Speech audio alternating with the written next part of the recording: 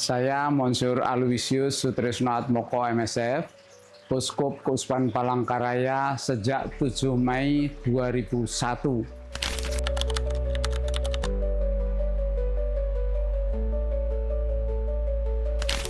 Ketika saya datang, tanah itu memang sudah ada dan sudah dihibahkan oleh pemerintah sejak tahun 1990-an. Saya datang ke tempat itu masih dengan sepatu boot karena itu adalah tanah rawa-rawa. Belum ada jalan masuk dan memang di antara tanah yang basah dan sekaligus tanaman liar, saya mencoba masuk ke situ. Saya membaca risalah rapat ketika menerima tanah itu, yang intinya pada dasarnya tanah itu dibatasi dengan parit dulu, dibuat batas dengan parit supaya tidak diserobot orang. Dan kemudian sesudah ada parit sepanjang mengitari tanah itu, saya mulai tahun 2004 itu mensertifikatkan tanah itu. Dan sertifikat itu harus dibuat di Jakarta dengan hak guna usaha HGU untuk jangka waktu 20 tahun. Dan kemudian pada tahun 2024 HGU itu diubah menjadi hak milik, dan itu sampai sekarang menjadi hak milik keuskupan. Ketika melihat tanah seluas itu dan itu tanah rawa-rawa, saya berpikir panjang dan lama karena belum memiliki ide apa-apa. Tetapi ketika saya sudah membangun keuskupan ini dari tahun 2001 sampai 2016, tanah keuskupan ini juga rawa-rawa. Ternyata dengan cara membuat kolam-kolam ikan, luas pertama itu 90 kali 30 meter, kami buatkan 3 kolam, sehingga otomatis air itu berkumpul dalam kolam dan kemudian tanah di sekitarnya menjadi mengering dan itu bisa ditanami. Sehingga sekarang ini tidak ada seorang pun yang mengira bahwa keuskupan ini juga rawa-rawa. Atas dasar pengalaman kurang lebih 17 tahun membangun di keuskupan itu, baru kemudian saya terpikir ke tanah Catholic Center itu. Kalau saya bisa membangun keuskupan yang adalah tanah rawa-rawa, maka saya pun yakin bahwa bisa juga membangun Catholic Center yang rawa-rawa itu menjadi gedung-gedung yang seperti di keuskupan ini. Nah, itulah awal saya berpikir. Karena pembangunan di lingkup keuskupan itu selesai tahun 2017, maka tahun 2017 itu saya mengundang Nuncio Piero Piopo untuk meletakkan batu pertama, membangun bangunan pertama yang disebut dengan Casa Nostra atau rumah kita. Nah, dari situ mulailah kami mendesain untuk secara umum mau diapakan dan bangunan apa saja yang bisa dibangun di situ. Casa Nostra dimaksudkan sebagai rumah kita atau rumah yang pertama untuk karyawan, karyawati yang akan mengerjakan bangunan di sana selanjutnya. Dan kemudian juga untuk menaruh bahan-bahan bangunan di situ supaya bisa terlindungi. Kemudian kami berembuk membuat desain yang menyeluruh untuk 60 hektar itu. Kami mulai dengan apa yang kami bisa, 5 hektar pertama. Dan itu sampai sekarang sudah ada beberapa bangunan dengan teknik membuat kolam sebanyak-banyaknya, seluasnya, dan karena itu bisa menjadi lebih kering. Ya. Nah, yang sesudah saya membuat Casa Nostra itu, yang pertama kami perlukan adalah tempat ziarah, yaitu Gua Maria. Karena itu bagi orang Katolik menjadi identitasnya di tengah-tengah saudara-saudari kita Kristen untuk berziarah.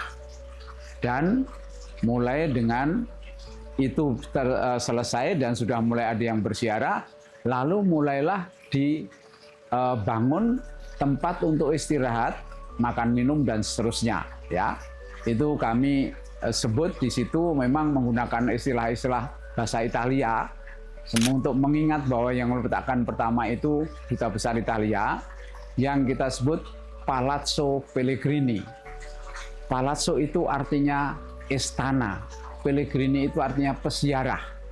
Nah, dari situlah para peziarah bisa masuk ke tempat yang lebih nyaman untuk beristirahat, untuk sekedar melepaskan haus dan lapar, dan itu menjadi bangunan yang kedua.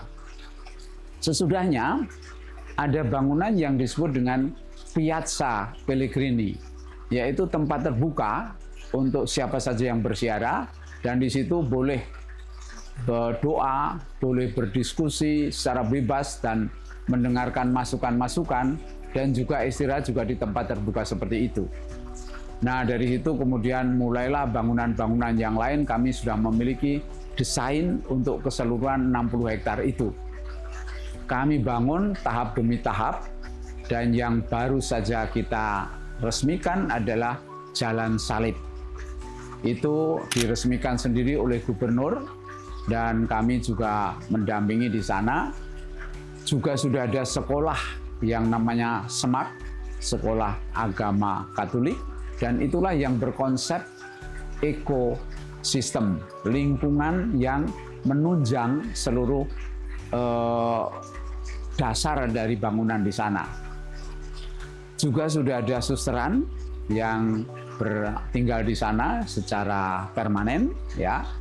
Dan kemudian kami masih akan meneruskan itu dengan pintu gerbang sudah selesai juga. Kemudian ada guest house yang nanti tempat menginap yang akan dinamai itu menggunakan nama bahasa Latin juga, yaitu Domus Oremus, rumah marilah berdoa. Itu dalam bahasa Latin itu ya. Jadi untuk menunjukkan bahwa ini tempat peziarahan, itu bukan guest house, bukan tempat penginapan, tapi rumah marilah kita berdoa di situ ya. Dan itu masih akan dilanjutkan dengan sekian banyak bangunan lagi, melengkapi sekolah itu ada asrama, juga nanti asrama ada di situ dan seterusnya. Jadi desain keseluruhan sudah ada, kami harus membangun perlahan-lahan, dan saya yakin meskipun itu daerah rawa-rawa yang sudah terbukti di Keuskupan ini bisa disulap ya dalam tanda petik menjadi bangunan seperti ini, kami pun sudah mulai mengerjakan hal-hal itu menjadi yang bisa berguna untuk umat khususnya, dan bahkan bukan hanya umat Katolik, saudara-saudari kita Kristen pun juga datang ke situ menggunakan, Muslim pun juga datang ke situ, dan banyak orang yang bisa memanfaatkan itu.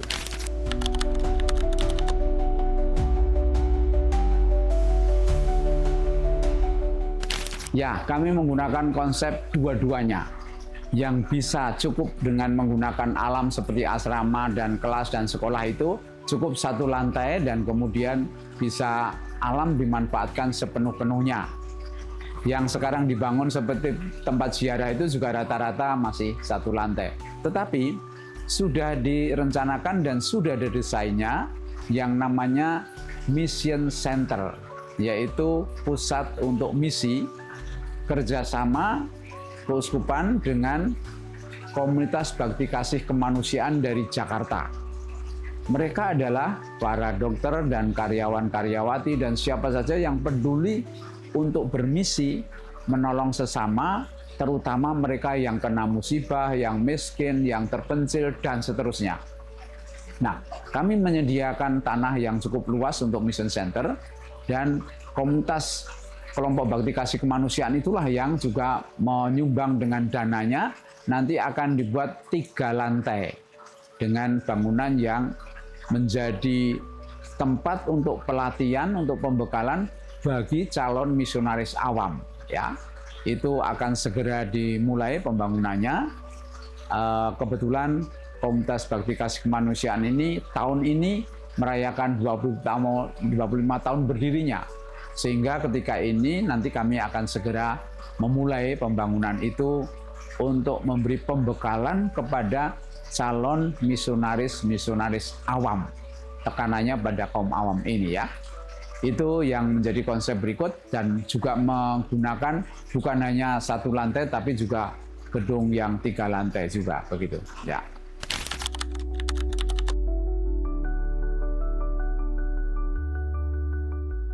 Ya, gerbang itu dinamai Porta Gratia Dei, pintu rahmat Allah.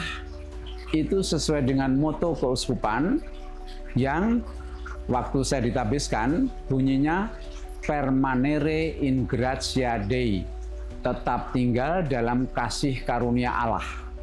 Itulah yang saya yakini, saya percaya, karena kasih karunia Allah itu kita mampu untuk membuat macam-macam hal yang barangkali tidak pernah terpikirkan ya. Kasih karunia Allah itulah yang menjadi andalan kami sebagai umat beriman, mengajak umat beriman lain untuk memasuki pintu gerbang rahmat Allah itu, Gratia Dei itu, dan mengajak tinggal atau tetap tinggal di dalam kasih karunia Allah itu.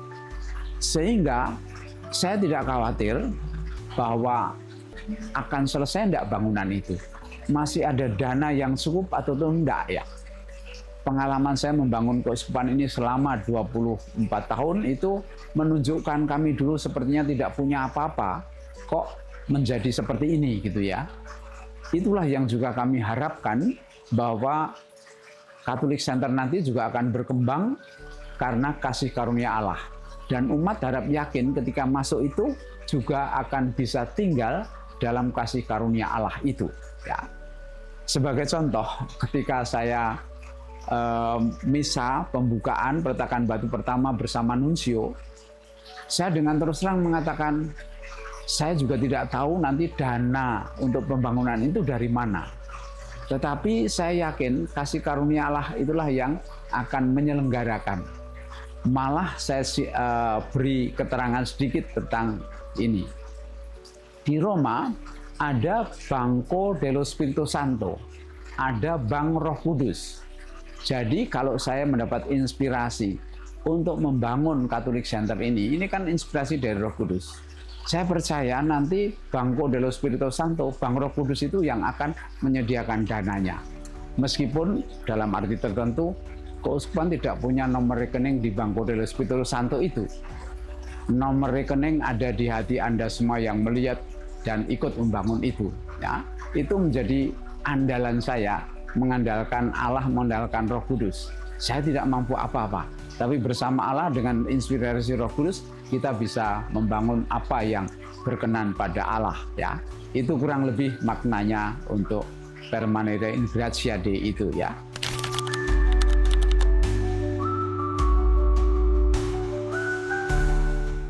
Saya membuat bangunan-bangunan itu dengan berbagai macam keterangan, sehingga orang bisa mendapatkan pengertian yang jelas apa maksudnya ya.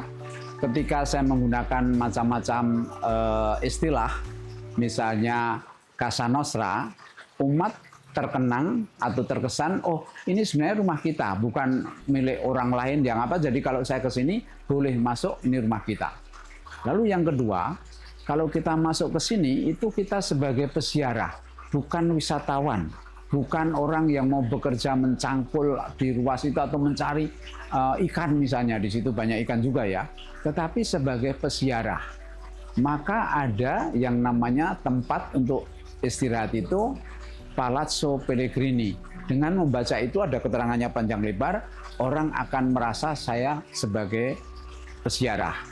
Atau ke tempat Piazza Pellegrini itu yang lebih terbuka, diskusi, berdoa dan lain, juga akan diingatkan kita ini adalah orang-orang peziarah. Itu yang saya harapkan bisa dikenang untuk seterusnya. Dan kemudian ketika berkunjung nanti ke tempat-tempat lain seperti Domus Oremus dan seterusnya itu yang kami namai seperti itu akan dikenang, akan bisa dimasukkan ke dalam hati dan diketahui maksudnya sampai kapanpun ya. Itu kurang lebih yang saya usahakan begitu.